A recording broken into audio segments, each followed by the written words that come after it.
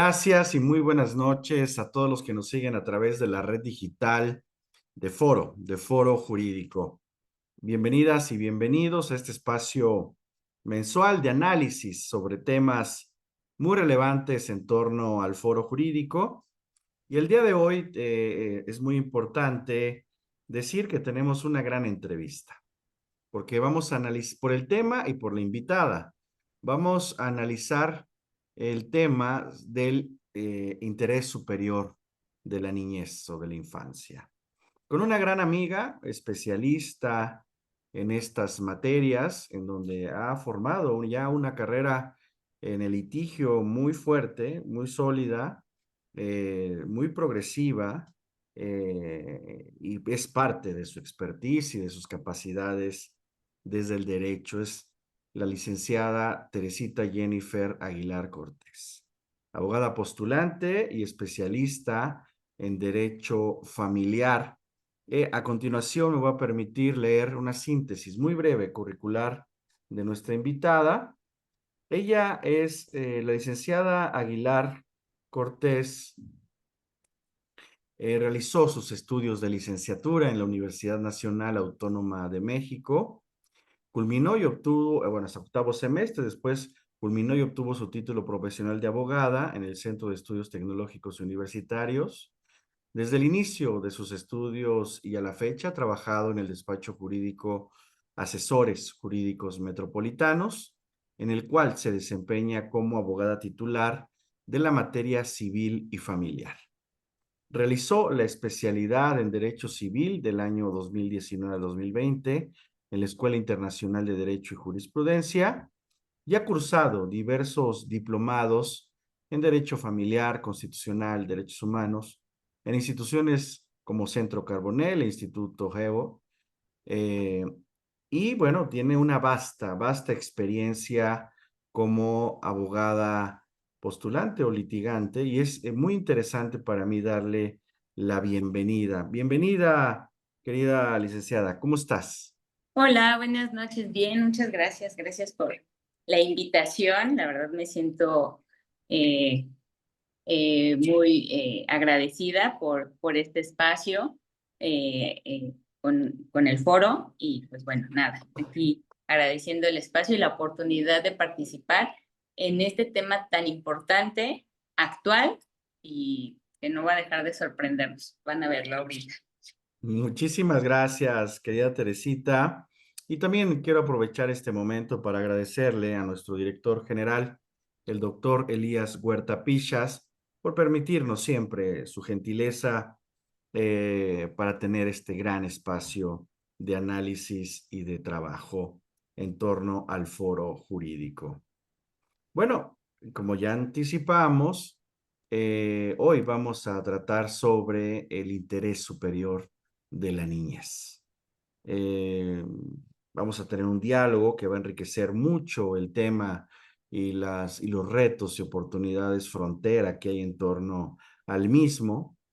Eh, y bueno, no considero necesario profundizar, digamos, yo aportar algo introductorio, más bien vamos a partir de lo que nuestra querida invitada nos va a compartir a partir de las preguntas que le hagamos. Pero, y para iniciar, qué mejor forma de partir sobre el concepto, la idea, la definición. ¿En qué consiste, Teresita, el interés superior de la niñez? Gracias. Mira, fíjate que a partir de que recibí la invitación, justamente mi cabeza se proyectó en dos momentos. ¿A quién va a ir dirigida justamente esta sesión? Y mi intención es que fuera atractiva y que poder conservar un público que incluso pida mi regreso en una segunda sesión. Entonces, efectivamente dije, bueno, la definición del interés superior es importante dejarla sentada y poder después materializarla en qué contexto estamos actualmente respecto de este título que mayoritariamente lo vemos pues de repente en una plática social, en una plática entre amigas, en las noticias, pero y al final nos atrevemos incluso como sociedad a ocuparlo e incluso a interpretarlo. Pero para ello creo que como especialistas somos responsables de justamente transmitir cuál es el sentido real el interés superior de la niñez y que ahorita vamos a decir qué es lo que abarca. En términos generales y concretos, el interés superior de la niñez viene a ser un principio que termina siendo reconocido en nuestra Constitución para poder garantizar y obligar que todas las decisiones, que pueden ser actos o omisiones, donde se vean, intervengan o vayan a afectar directamente o indirectamente a niños, niñas y adolescentes, se tiene que priorizar el beneficio de ellos. Cualquier decisión. ¿Decisión de quién? Ahí viene justamente la parte interesante. Decisión de una institución pública, del gobierno, pero de nosotros como sociedad también.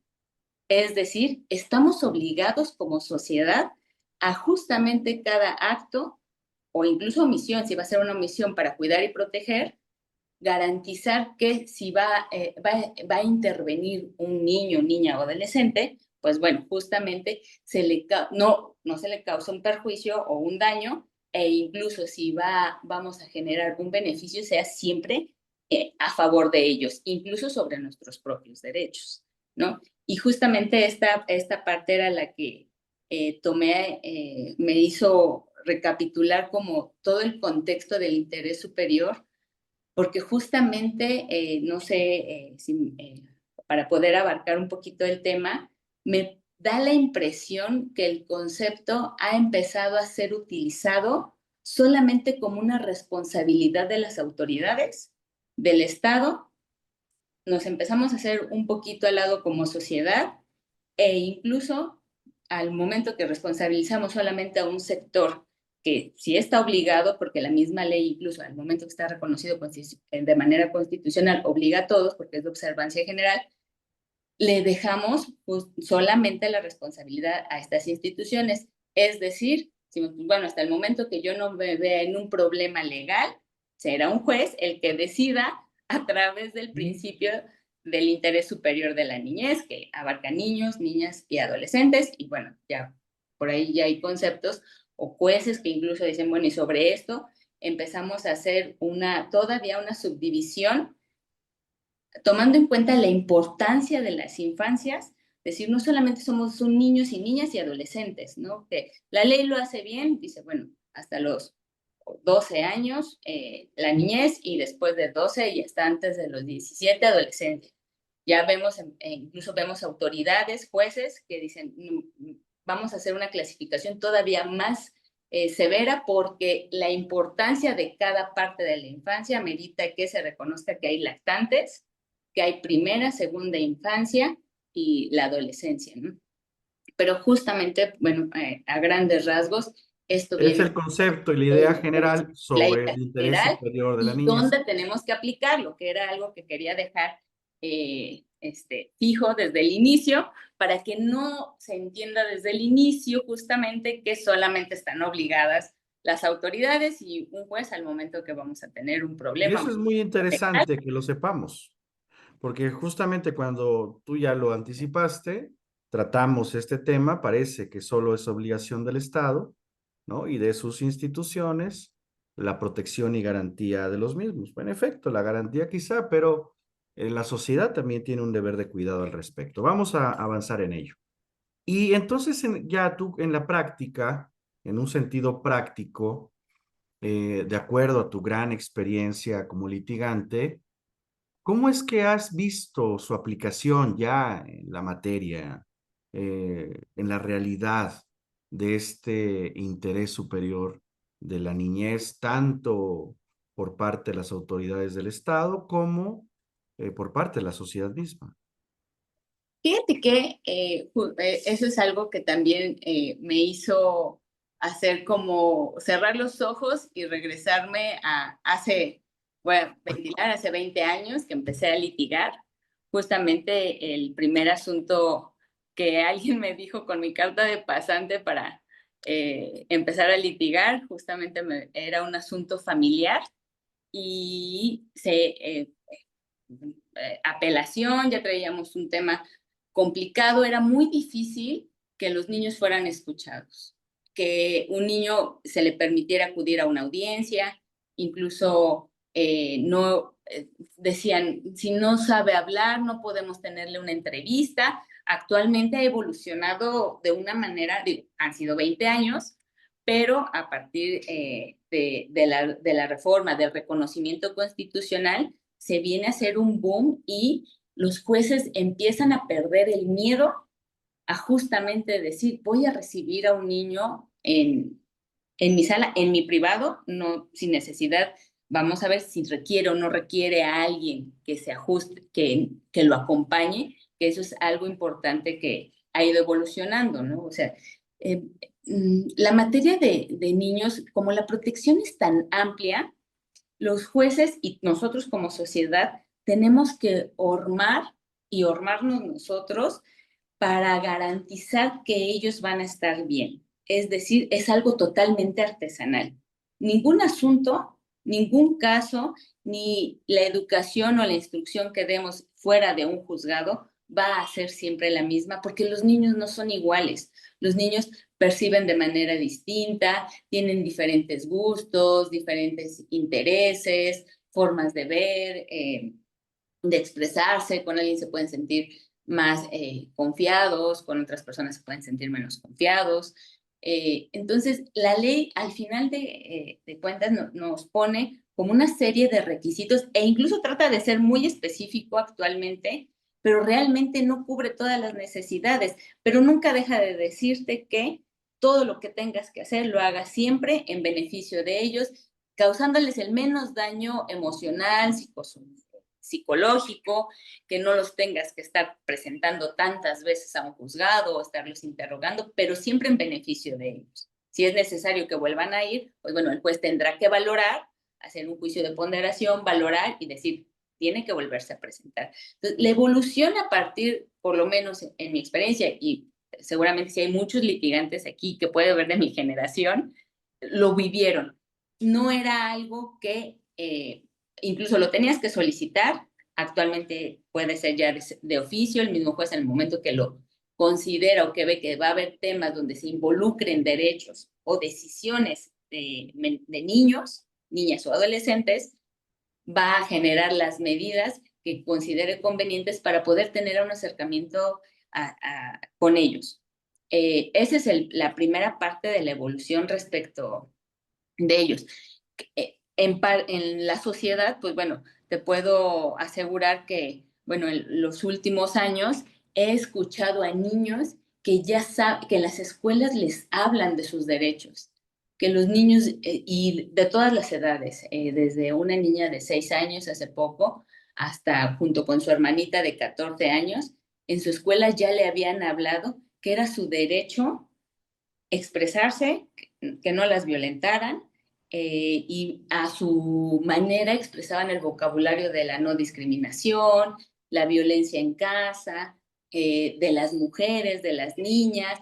Entonces, esa parte también me ha sorprendido muchísimo y siempre la he agradecido porque como nosotros como litigantes nos percatamos que los niños no es que lleguen de una manera ya preparados por la mamá o el papá, dependiendo quién vaya a ser quien los vaya a presentar, sino justamente en aplicación de ese ejercicio del derecho, las escuelas, o por lo menos de donde he visto que algunos vienen, sí les exponen justamente el catálogo que a su justa medida les corresponde conocer. Evidentemente a la niña de 14 años le expresaron otro tipo de derechos o más amplio el catálogo que a la niña de 6 años que decía, pues bueno, es mi derecho salir a jugar, ¿no?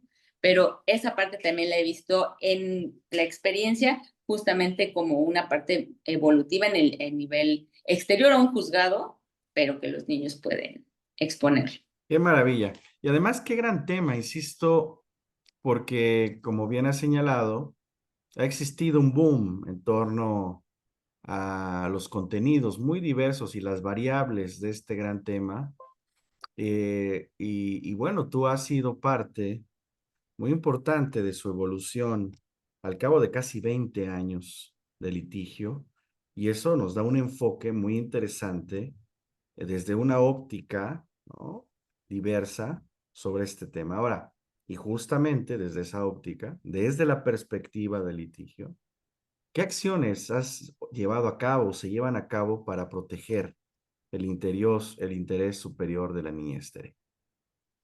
Ay, es un trabajo grande, o sea, en todos los aspectos. O sea, como litigantes, no solamente es, eh, creo que merece ser mencionarlo, procuramos, o por lo menos el grupo de repente de litigantes que acostumbramos reunirnos y platicar nuestros asuntos, procuramos justamente no enfrentar a los niños en temas judiciales. O sea, ese es un objetivo primordial e incluso cuando escucho una asesoría, lo primero es increíble, ¿no? Porque de repente lo primero que te preguntan es cómo hacerle para me dejen en paz, solamente quiero estar solo o sola con mi niño y que no nos vuelvan a molestar. El momento que yo escucho esa frase, sé que va a haber problemas, porque ya están excluyendo a alguien más.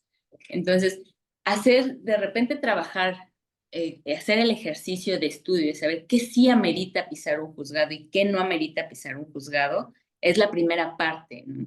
Como litigantes, a veces parece ser que todo lo queremos litigar y hace 20 años todos salíamos con la novedad de poder litigar y llegar a un juzgado. Te puedo decir que, o si hay jóvenes que nos están escuchando, de repente empiezas a tener otra perspectiva, de decir, es que podemos hacerlo de otra manera, por lo menos en tema de niños. No necesariamente deben de pisar un juzgado porque te percatas que puedes empezar a hacerlo desde las personas que están al cuidado de ellos, que son principalmente los progenitores. ¿Bajo qué? A un acuerdo para que tengan una mejor comunicación, una mejor relación, aunque vivan separados o se separen en el momento de alguna circunstancia, un disgusto o no, un desacuerdo, pues bueno, que puedan tener por lo menos un acuerdo respecto de los hijos que no les afecte. Ya bajo dos circunstancias, si no hay un acuerdo o vemos que si hay un tema que amerite una protección, pues bueno, aunque con todo el dolor de nuestro corazón, tenemos que enfrentarnos a que el niño sea parte, porque son parte en el juicio donde se van a tomar decisiones respecto de ellos. Y finalmente, pues bueno, prepararnos a que van a presentarse al juzgado y a ser escuchados, ¿no? Pero en todos aquellos asuntos donde se vea la posibilidad de que no se enfrenten a esa situación, porque esa debería de ser la última opción. O sea, incluso nosotros como sociedad estamos obligados, o sea, las dos vertientes es solucionar, proteger, solucionar y reparar la familia, porque dentro de uno de los derechos de los menores es la familia. Entonces, no lo puedes suspender eternamente de su familia. O sea, juez, si ya vas a acudir a un juzgado, él suspenderá, dictará las medidas para protegerlo y eh, valorará qué elementos necesita para reparar la familia y en su momento se le pueda restituir, no al papá, no a la mamá que le suspendieron algún acercamiento con sus hijos o su hijo, sino justamente el niño vuelva a ser parte de una familia que, bueno, puede estar integrada por mamá solamente, por papá solamente o por los dos, ¿no? Dependiendo qué decisiones. Pero antes de llegar ahí, justamente como sociedad depende de nosotros que no los enfrentemos a ese último, eh, que parece ser que ahora es la primera opción de cualquier persona que está a cargo de niños y que de repente se encuentran en un conflicto que puede ser netamente sentimental y ya los quieren involucrar. Entonces, esa parte tenemos que empezar a diferenciar en el momento que nosotros litigamos. Si no hay de otra opción para que se tengan que enfrentar y presentarse a un juzgado, pues bueno, ya viene todo otro bloque de trabajo y otro bloque justamente de acciones, ¿no? Por una parte, solamente hablando respecto de los niños, pues bueno, sabemos que para poder asegurarles que se tomen las mejores decisiones, pues hay que brindarle al juzgador los elementos necesarios para que pueda tener una visión amplia, porque el espectro de su decisión va a ser totalmente completa, va a interferir en su desarrollo emocional, social, económico, alimentario, de distracción, de educación, de hasta con qué familia va a convivir más. Entonces, si va a ser tan amplia la decisión del juez, pues bueno, tenemos que hacerle llegar justamente los elementos necesarios para que él pueda tener un espectro amplio de cuáles son las necesidades de los niños, de la niña, del bebé, del adolescente. Y algo que es bien importante es, evidentemente, esa clasificación que encontramos dentro de la niñez respecto de un bebé y un adolescente, los jueces saben que hacen ese estudio de valoración. Evidentemente, el niño de 14 años no va a tener las mismas necesidades que el niño, el bebé o el lactante o el de 3, 4, 5 años, número uno, al momento de tomar una decisión. Y número dos, que es algo bien importante, es que debe de prevenirse qué va a pasar. El niño de 14 años, tarde que temprano va a cumplir 16, 17 y va a ser mayor de edad. El espectro de la sentencia o de las decisiones deben, no es tan, es complicado porque como sociedad cambiamos todo el tiempo, pero en la medida que se pueda se debe de asegurar que esa estabilidad que en ese momento le estás dando en una sentencia se conserve por lo menos durante el tiempo que dura su niñez, ¿no? En la medida que se pueda, porque como personas externas a las decisiones del juez, nosotros sí advertimos que solamente son parámetros que deben de enseñarle a los cuidadores cuáles son, cómo deben de actuar, porque ya te emiten todo un catálogo de qué debes de cuidar, que aunque no esté bajo tu cuidado o el día que está bajo tu cuidado, debes de evitar exponer los actos de violencia, etcétera, cubrir los alimentos que son de primera necesidad, no hablarle mal del otro papá, tu hijo, no exponerlo a momentos donde puedan correr riesgo su vida, su salud. O sea, te dan todo un catálogo y todo el tiempo te lo están mencionando en una audiencia, en una junta, en la plática con los niños, pero al final de cuentas no pueden decirte, bueno, cuando tenga 3 años que entre a la primaria, deben de volver a venir conmigo y yo decidiré, porque como ustedes siguen sin ponerse de acuerdo ahora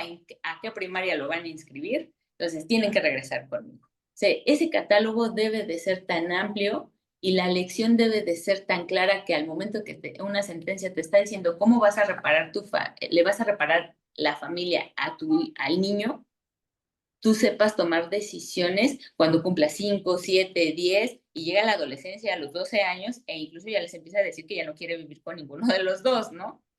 Pero justamente, pues bueno, es un trabajo monumental. Y si a eso nos vamos, parece ser que nunca dejaríamos de estar en contacto con ellos, Qué porque maravilla, qué maravilla. No, no, no, siento. muchísimas gracias, Tere. No te quería interrumpir porque es sumamente interesante tu experiencia y esta narrativa da cuenta de ello, en donde nos has acercado a un panorama que no necesariamente comprendemos o visualizamos necesariamente y que tú adoptas a través de la experiencia. Y muchísimas, muchísimas gracias. Quiero aprovechar además, agradecerle a todas nuestras amigas y amigos que nos están viendo a través de la red digital de Foro Jurídico esta noche, de jueves, de cierre de mes prácticamente, y que nos están acompañando desde muy diversas zonas y regiones de la República Mexicana, por lo que estoy anotando aquí en las redes sociales de Foro Jurídico. Muchas, muchas gracias por formar parte, como siempre, de este encuentro, de estos diálogos en torno a los temas más relevantes del mundo jurídico en la actualidad. Y hoy con una gran amiga, insisto, una gran litigante con una capacidad inmensa de 20 años, como lo ha venido narrando, en su materia, que es civil y familiar, y que naturalmente en el centro ha encontrado un análisis muy interesante del tema que hoy nos convoca. Bueno, ya nos has venido eh, conversando sobre tu cercanía y tu experiencia en esto, pero vamos a ver dónde estamos. Es decir, después de 20 años de tu experiencia y también de la construcción, diría yo, además de lo constitucional o jurídico o legislativo, pero también normativo, ¿qué acciones aún están pendientes con relación a esta materia en todos los eh, elementos que nos has descrito que impacta tanto en el Estado como en la sociedad? Tere. Hoy, pues yo creo que tenemos una agenda grande, o sea, grande, porque conforme vamos avanzando en tecnologías, en derechos, en reconocimiento, en el ejercicio de poder hacer, si hablamos de tecnología, pues bueno, del acceso a la información, de que los niños ahora tienen un teléfono, pueden tener acceso a diversas redes sociales. Vamos a ver ahí si no se tiene el control, pero prácticamente hay la posibilidad de, conforme va avanzando nosotros como adultos, parece ser que los niños también lo van haciendo al acceso de todo esta evolución dentro como sociedad. Otras cosas que material se ven un poco más cercanas y materiales, pues bueno, yo lo veo ahora incluso en la posibilidad de que los niños también ya empiezan a entender o a vivir, se están desarrollando en núcleos familiares donde ya no solamente el papá sale a trabajar, donde ya no solamente la mamá se queda en casa o incluso es la cuidadora principal. Ya empezamos a ver dentro de nuestro esquema judicial o incluso dentro de la sociedad. No necesitas ser abogado para darte cuenta.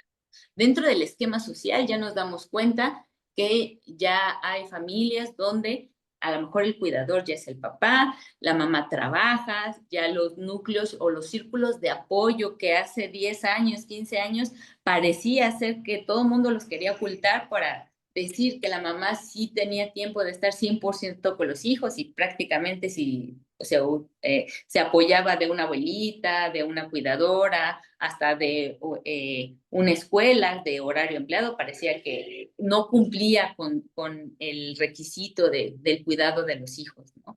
Se ha empezado a romper ese esquema, porque ya sabemos, y me incluyo, a mujeres que salimos a trabajar y nos apoyamos de círculos de apoyo familiares o incluso externos, y ya está reconocido, ¿no? Pero parece, y por otro lado, empiezo a ver que pues bueno, a las juventudes, si nos ponemos a ver en los niños de 10 12 años, son el resultado o ya empiezan a ser el resultado de aquellas decisiones que se tomaron hace 10 años. Si estamos hablando de un niño o una niña que hace 10 años tuvo una sentencia en donde le dijeron que un juez, después de hacer un estudio a fondo respecto de quién de los dos papás siendo buenos papás, pero quién de los dos tenía mejores capacidades para ejercer la guardia y custodia, pues bueno, ahora estamos hablando de niños de 10 15 años, 17 años,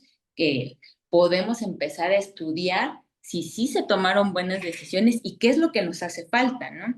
Porque, bueno, si le preguntamos a esa familia que hace 10 años llegó a un juzgado, pues bueno, cuando volvieron a regresar a un juzgado para que el juez les dijera si estaban haciendo bien o mal las cosas, pues mayoritariamente te van a decir que no. Hay sus excepciones y hay quienes les gusta que todo el tiempo les estén aprobando las decisiones y pues por eso sabemos que hay juicios que los niños terminan siendo mayores de edad y su juicio siguió en el juzgado.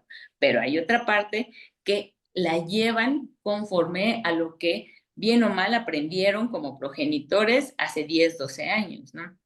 Entonces, pues justamente los estamos viendo ahora, ¿no? Hace pocos días, tocando este tema, empezamos a tener alguna reflexión aquí en el despacho de qué hace falta para que no pasen 10 años y de repente queramos voltear atrás y decir si sí fueron buenas decisiones o malas decisiones o quién falló.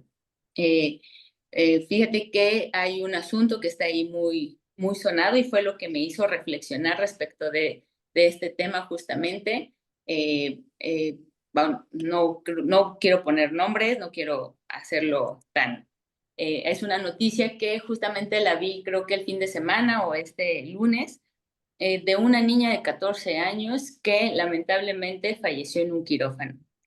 Y al revisar la noticia resulta que el quirófano, pues bueno, estaba en un quirófano no porque haya tenido una enfermedad grave que necesitara o le correspondiera estar en ese momento, sino al parecer, estaba siendo sometida a una cirugía estética que yo me percato que es de 3 niveles, ¿no? O sea, fueron 3 cirugías a las que fue sometida y parece ser que no aguanta la cirugía y fallece.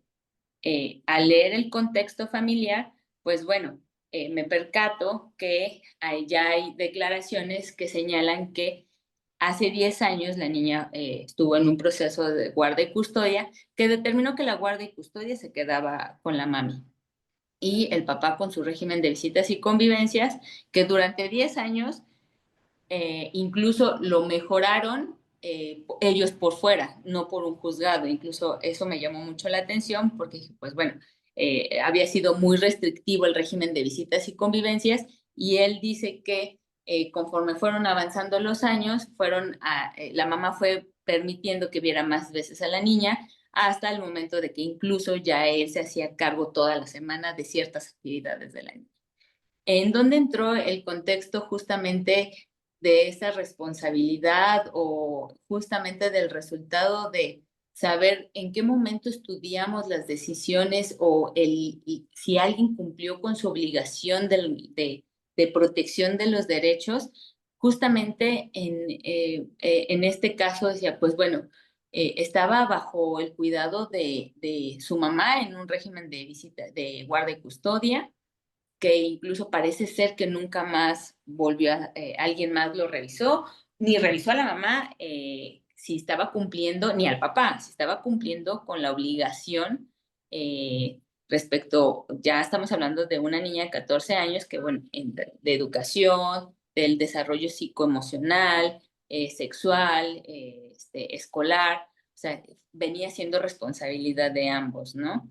Y nos vemos que teniendo a ambos papás, algo falló o algo pasó que termina en esta tragedia donde una niña de 14 años no solamente fallece, sino las condiciones que se presumen por las que fallece parece ser que no había alguien, a mi percepción, alguien no cumplió con esa obligación y ese deber de cuidado. Y no podría yo decir que fue el juez que hace 10 años le dio la guardia y custodia a la mamá, porque entonces estaríamos juzgando desde hace 10 años a alguien que a lo mejor hace 10 años sí era el idóneo, porque, pues bueno, estamos hablando de una niña de 4 años que parece ser que necesita estar un poquito más o tiene más dependencia con la mamá, ¿no?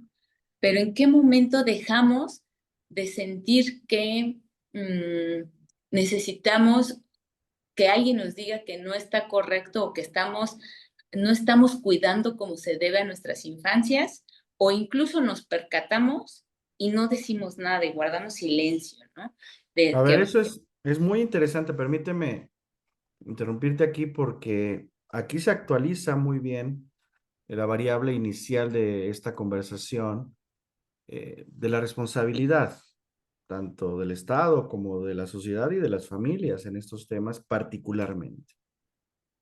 Y a propósito de este caso tan lamentable, eh, ¿cómo ponderar en decisiones médicas no urgentes como esta, procedimientos estéticos en adolescentes, que además todo indica que están increciendo, la autonomía progresiva, el conocimiento informado y el principio de protección reforzada en estos casos, Tere? ¿Cómo lo has vivido? a ver, o sea, eso ya ahorita en este momento sí rebasa ya, o sea, parece que habíamos visto todo, pero incluso siempre hay algo nuevo, ¿no? Y por eso todo el tiempo no podemos dejar de ver y estar vigilando, o sea, nuestro deber de vigilancia, este es el ejemplo claro. ¿Por qué Ujú, se necesita vigilar, prevenir? O sea, a ver, no es lo mismo y mi caso, el caso que te puedo platicar, muchos lo conocen porque a todos les ha pasado, a más de un papá que está separado, que puede estar en la visita y convivencia o puede estar en guarda y custodia, le empieza a dar el dolor a uno de los hijos y resulta que es apéndice. Y es operación inmediata, ¿eh? O sea, esa historia la conozco yo y la conoce más de un colega. No te puedes esperar porque tu deber de cuidado, tu instinto de deber de cuidado te dice que si no lo sometes a cirugía, que el doctor te está diciendo necesita una cirugía, se va a poner grave y puede pasar lo peor. O sea, desde que esté 7 días en el hospital y le tengan que abrir, todo el mundo sabe qué pasa si no te quitan el apéndice, o hasta que incluso no pase, aún pase 7 días y pueda todavía pues fallecer, ¿no? Entonces, el deber de cuidado natural, o sea, eh, no puedes limitarlo a decir, ah, bueno, pues es que como podemos tomar decisiones inmediatas médicas, entonces el espectro es amplio y pues bueno, si mañana se quiere operar de la nariz, la voy a operar de la nariz. A ver, ¿por qué?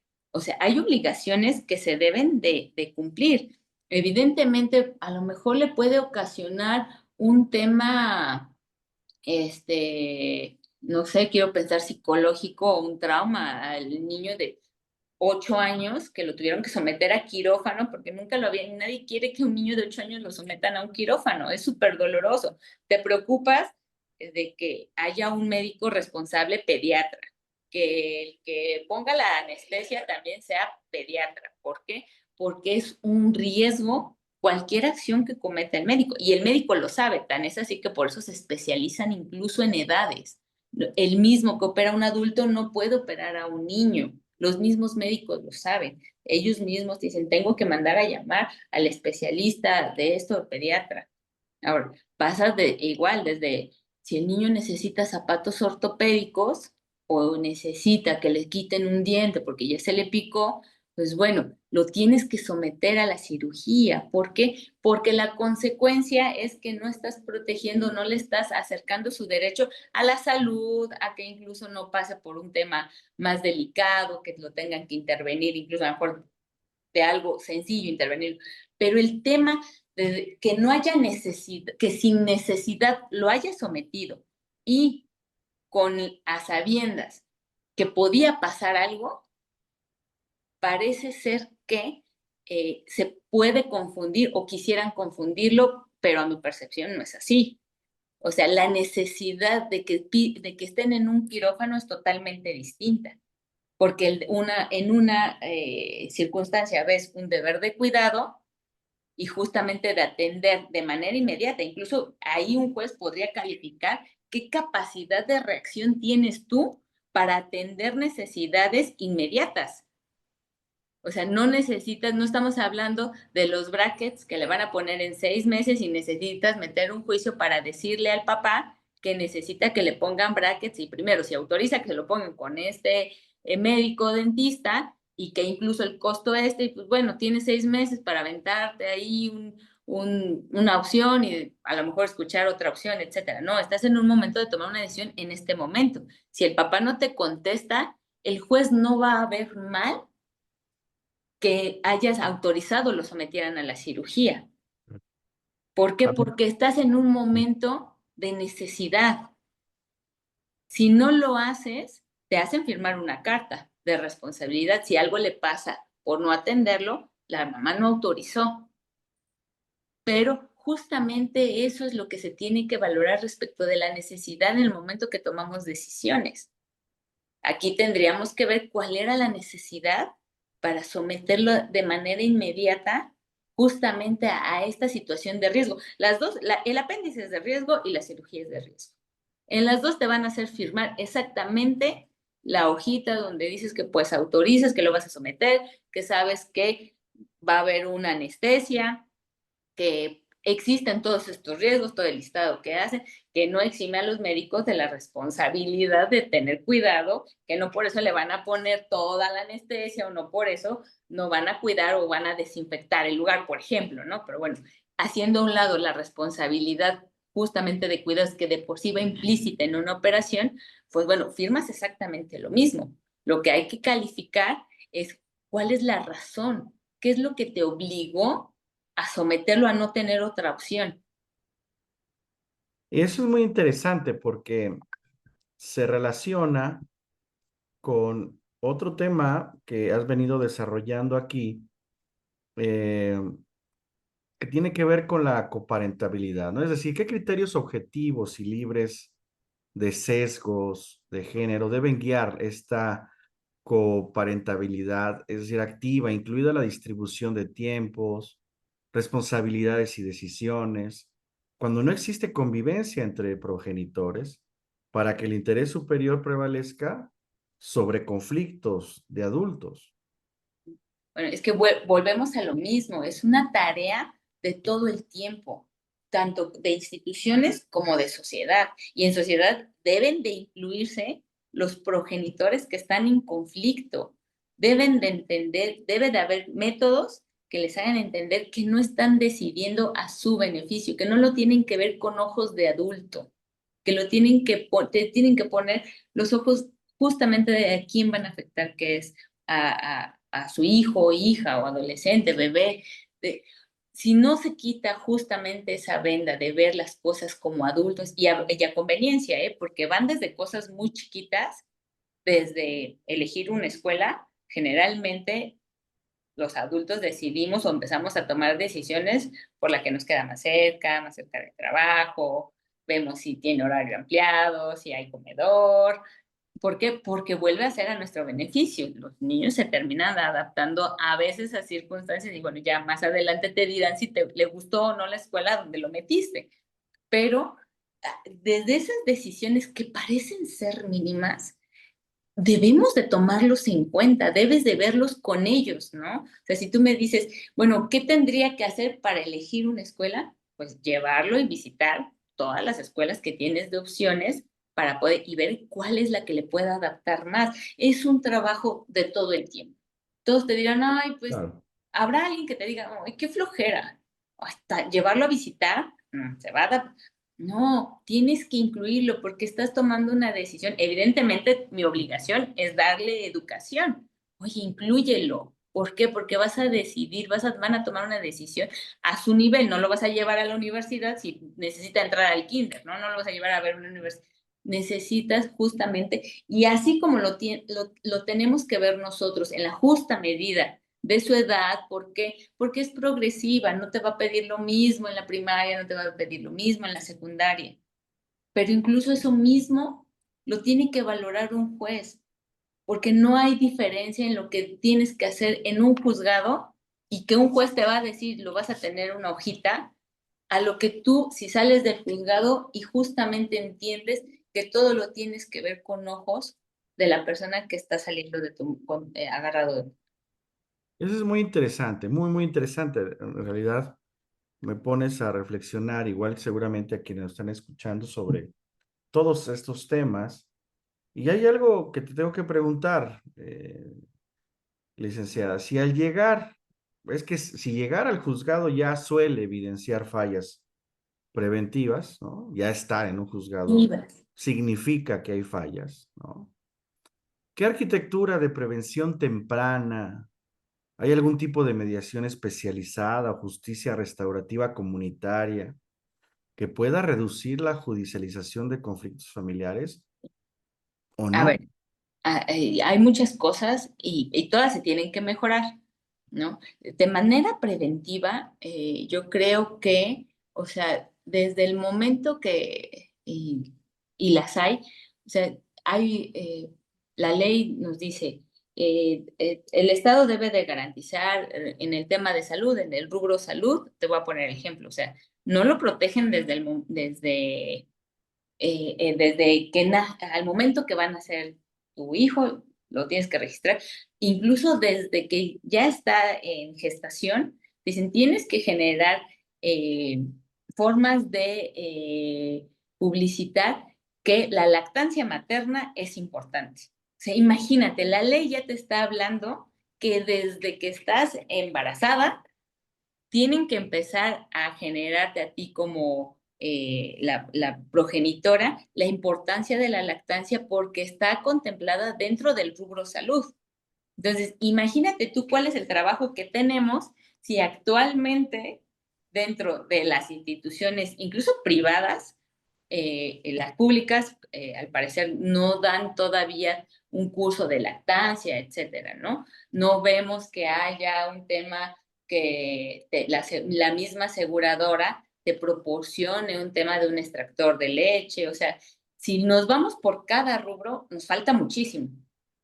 Nos falta muchísimo. Tenemos que reconocer muchas cosas relevantes y que incluso lo vamos viendo en el camino. Por ejemplo, es que se generan salas de lactancia, ¿no? En instituciones públicas, ¿no? Incluso son obligatorias y se empezó a generar que fuera obligatorio que pudieran tener su horario para, sin tener que salir de su lugar de trabajo, pudieran salir a un lugar cómodo que les proporcionara poder tener una lactancia materna, ¿no?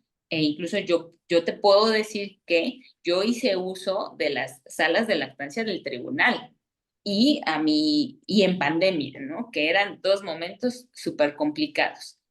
Todo el tiempo los vi súper desinfectados, súper atentas las personas que te atendían en los tres edificios que visitaba del tribunal y te proporcionaban todo. O sea, incluso ahí había, pero la gente no lo sabe. O sea, estaba súper curioso porque por lo menos en Plaza Juárez, la sala de lactancia está en el mismo nivel donde está Defensoría.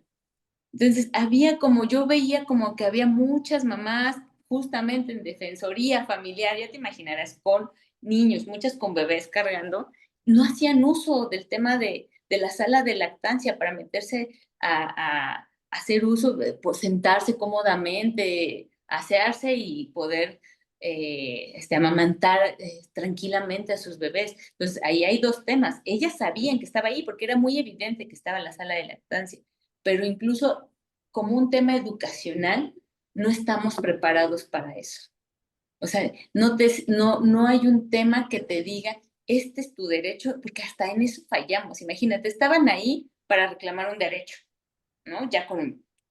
Y teniendo uno a su disposición, no había algo, solamente estaba ahí la sala de lactancia, el anuncio, pero eran pocas veces vi a mamás que estaban en defensoría pasaran a la sala.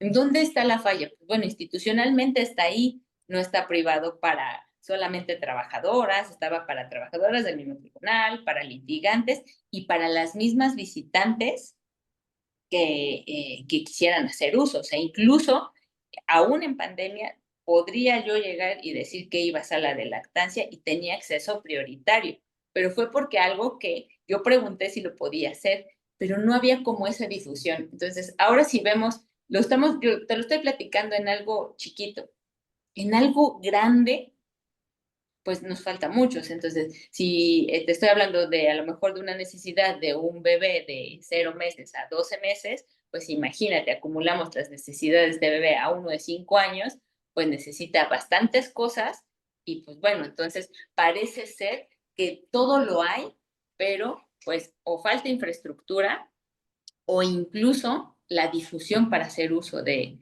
estos métodos para poder generar eh, de manera mancomunada con las instituciones y con la sociedad el cuidado de nuestros niños, ¿no? Desde, o sea, te pongo otro ejemplo, ¿no? Una terapia psicológica. Pues bueno, muchos dirán, es que no puedo pagar un psicólogo particular, ¿no? Una terapia. Mi hijo sí o sí necesita una terapia psicológica. Pues bueno, sí hay muchos lugares y sí los hay porque como abogados todo el tiempo estás viendo dónde puedas apoyar para que puedan tomar la terapia psicológica los niños, ¿no? Hay centros comunitarios, casas de cultura donde existen estos programas, ¿no? Apoyados por las delegaciones, pero son muy poquitos, no se da abasto. Y bueno, si hablamos del tribunal, pues bueno, evidentemente no solamente está centrado en un espacio que si hacemos un análisis respecto del tiempo de traslado del niño que a lo mejor vive hasta el sur de la ciudad, pues a lo mejor la mamá no lo va a llevar, ¿no? ¿Por qué? Porque incluso implica un día de trabajo, horas de traslado, o sea, parece ser que sí está ahí, pero nos falta, o sea, nos falta absolutamente eh, mucho esfuerzo material, o sea, material y acercarlo justamente a las personas que lo necesitan, ¿no? A los niños, ¿no? A las escuelas quizás te ofrecen de repente el tema de asesoramiento psicológico, pero cuando necesitan ya una terapia, pues no te la van a dar en la escuela, ¿no? Siempre tienes que acudir a un tema particular. Qué No, maravilla, qué maravilla. Mira, Tere, tan interesante es este asunto que casi se nos ha ido la hora. no, Agradecerle mucho a todas y todos los que nos han acompañado en este diálogo sumamente interesante, como pueden ver. Con relación además a uno de los temas más relevantes del siglo XXI, que siempre en realidad lo ha sido, pero que hoy cobra a partir de la protección constitucional, como la conocemos en México, a partir de la reforma de derechos humanos de 2011, y que al cabo de 20 años ha evolucionado muchísimo. Bueno, no se ha cumplido 20 años de la reforma, pero sí de la experiencia que tiene Tere en en esta materia. Y bueno, para cerrar, no quiero dejar de preguntarte algo muy interesante desde mi perspectiva y que seguramente tú nos ayudarás a explorar como un cierre aproximado, Tere, porque quiero comprometerte para que podamos tener un segundo encuentro para ay, yo encantada.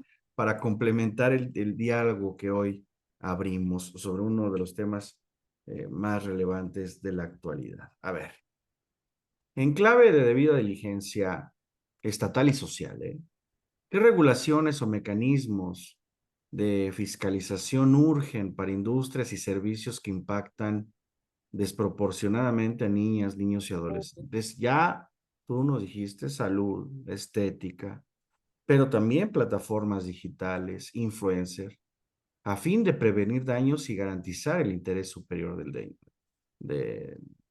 de la niñez. Sé que es una pregunta compleja. Dinos, insisto, como una provocación o como Ay, un es, arranque para un segundo encuentro contigo, por favor. no solamente es compleja, es